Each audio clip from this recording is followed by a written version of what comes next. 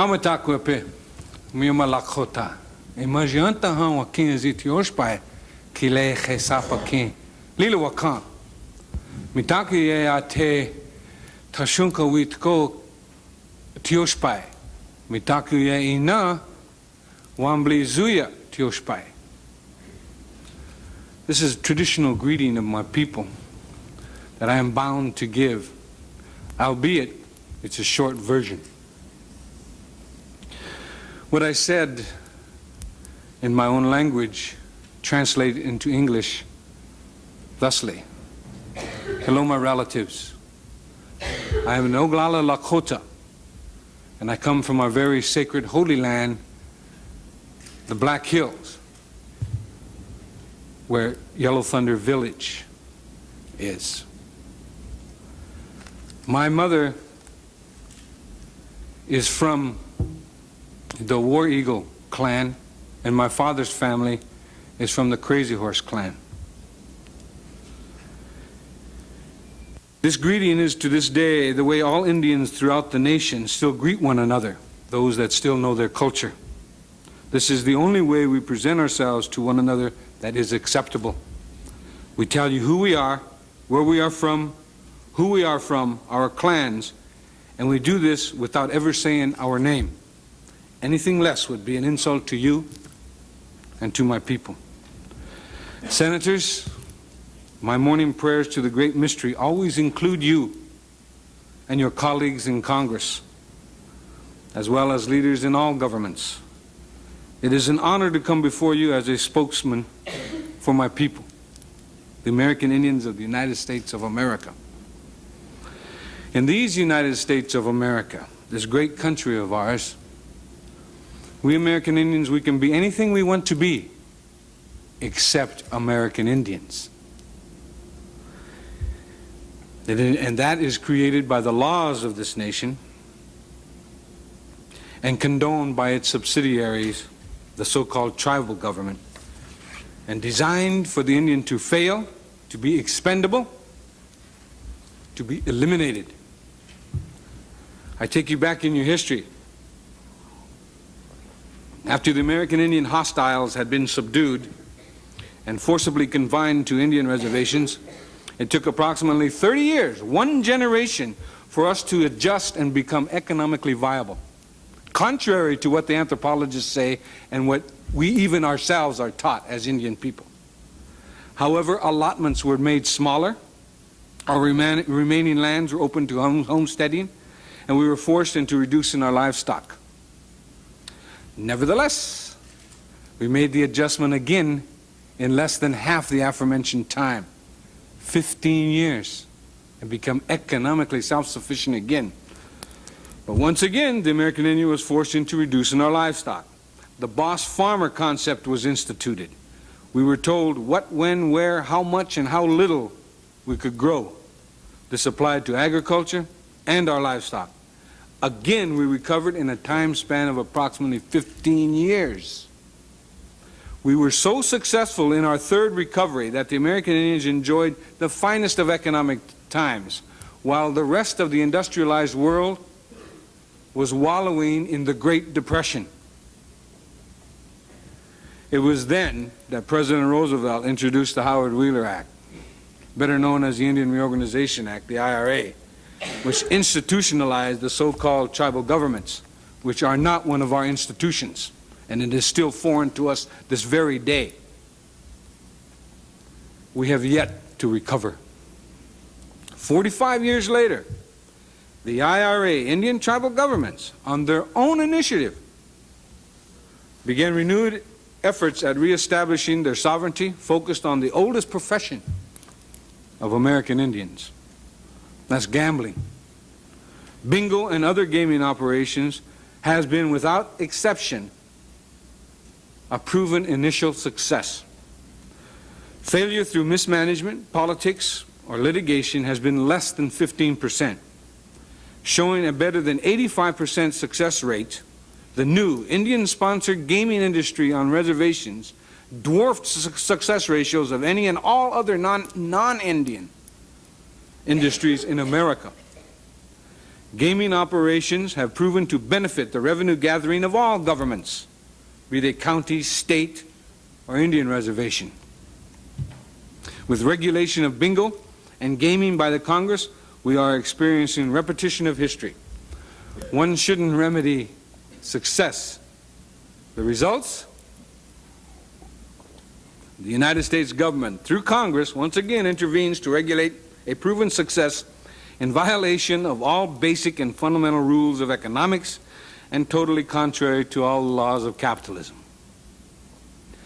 American Indians are human beings. We are supposed to be citizens of the United States of America. We fought in your wars in other countries. Our Navajo Nation code talkers served and saved this nation in World War II. We have the inalienable right to joint venture with whom we choose, as long as we do not harm nor commit fraud upon anyone.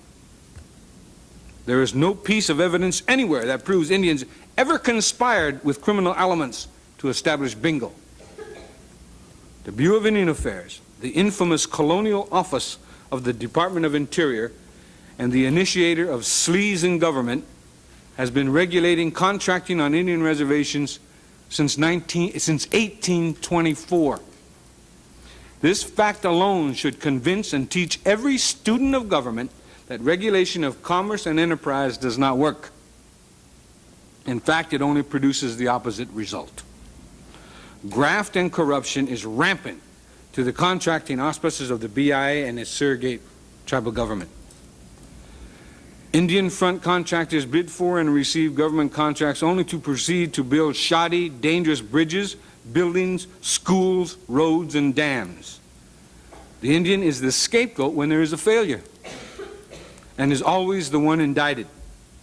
Contracting on reservations has proven historically to breed and feed corruption within the BIA and now the tribal governments.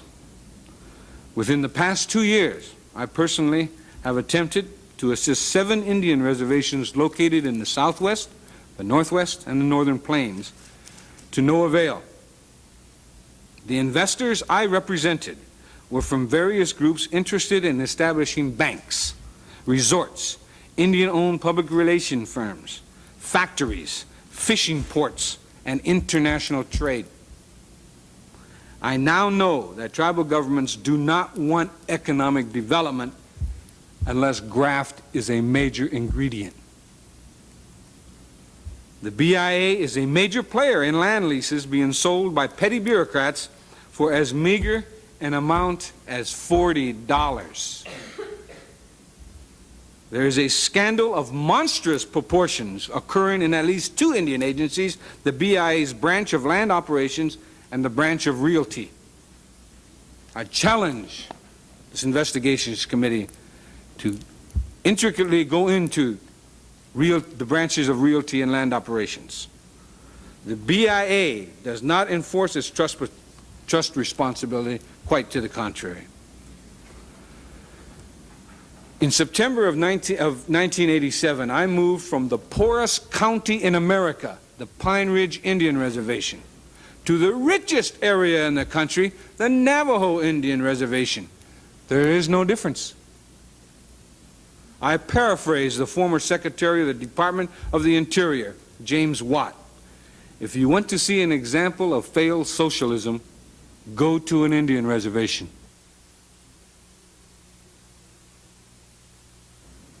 The poorest and richest reservations in our nation suffer from identical problems: mismanagement, a bloated patronage system, no checks and balances, and tribal government's waiver of sovereignty in order to initiate debt. This is not anything new. This is an everyday occurrence in all tribal governments. Problem is leadership. In this case, it is the lack of leadership. Ironically, everyone, including you senators, referred to the allegedly elected tribal officials as leaders. Leaders are supposed to work for a better quality of life for their constituents. It is an insult to my heritage, my ancestors, and my dignity as an Oglala Lakota to have the term used loosely. Many of the tribal officials are honest and sincere men and women who have good hearts. Nevertheless, a vast majority of the tribal officials parasite on the incestuous world of tribal politics. Not as our forefathers, who were the best providers, protectors, defenders, advocators, and friends. The game of who is the most important rules. It's embarrassing. At the turn of the century, American Indians numbered about 230,000, all traditional. With each succeeding generation, we lose our population base and our spirit as once proud peoples.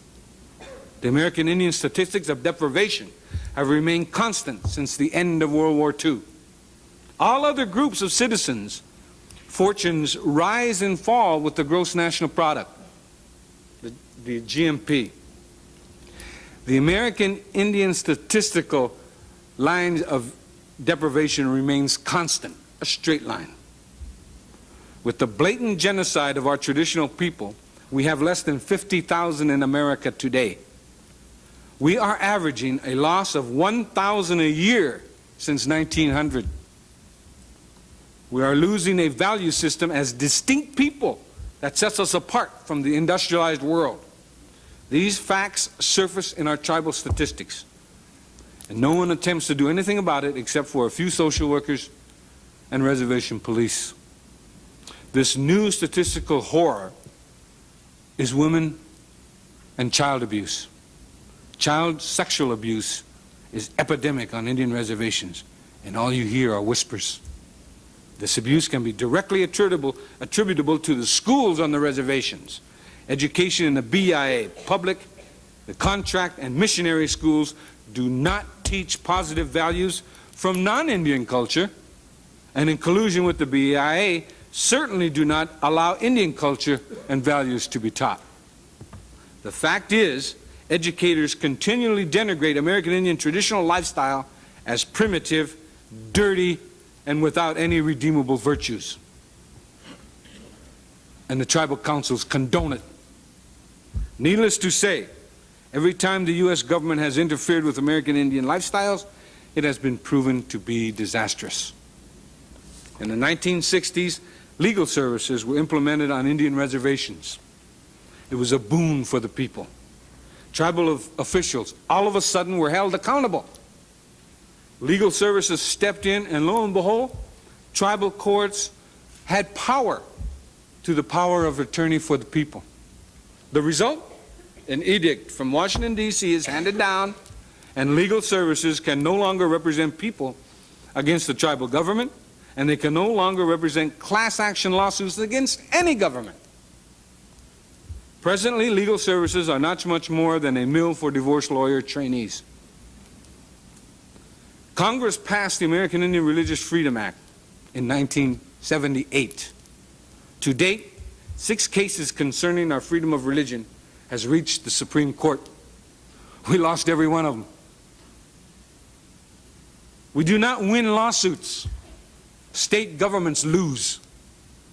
The only time we allegedly win a lawsuit, it is in reality the federal government winning out over the sovereign rights of a state. Once again, the American Indians are the pawn. Now, the major factors presenting American Indian people with existing rights to self-determination.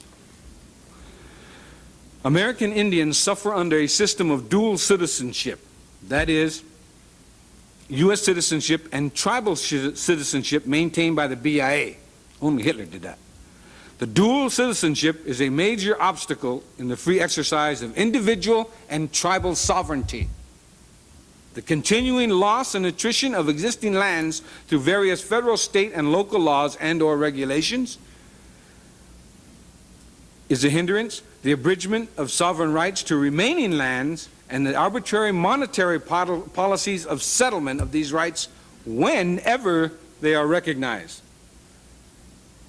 Another major factor preventing Indian people from self-determination, subjugation of the American Indian individual to the laws of government-sponsored tribal governments and the continuing arbitration of the BIA rules and regulations which have the force of law yet are not repealable. Solutions. The American Indian people's right to self-determination is recognized and will be implemented through the following policies. The American Indian individual shall have the right to choose his or her citizenship, and the American Indian nations have the right to choose their level of citizenship and autonomy up to absolute independence. The American Indian will have their just property rights restored, which include rights of easement, access, hunting, fishing, prayer, and water. The BIA will be abolished, with the American Indian tribal members deciding the extent and nature of their governments, if any.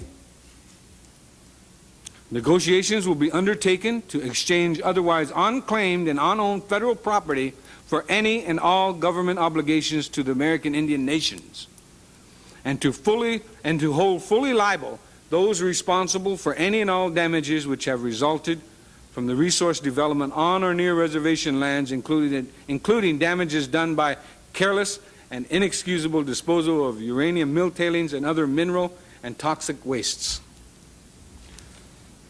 I want to thank you, gentlemen, for inviting me here.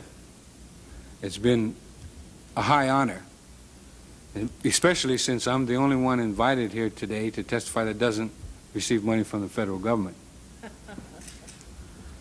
Also, I want to I was introduced as a former founder and leader of the American Indian Movement to the tribal chairwomen that you have here, our former associates of the American Indian Movement back in the days when we were gross militants. And so I just wanted to let you in on that the American Indian Movement is a very proud continuing part of American Indian society. I thank you.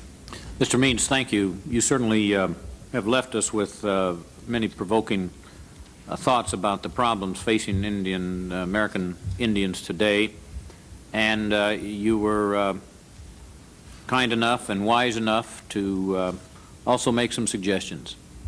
I think that is what this committee is looking for. We may agree, we may not agree with them, but it is important to have some thought-provoking ideas of where we should go from the standpoint of the relationship between the federal government and the American natives.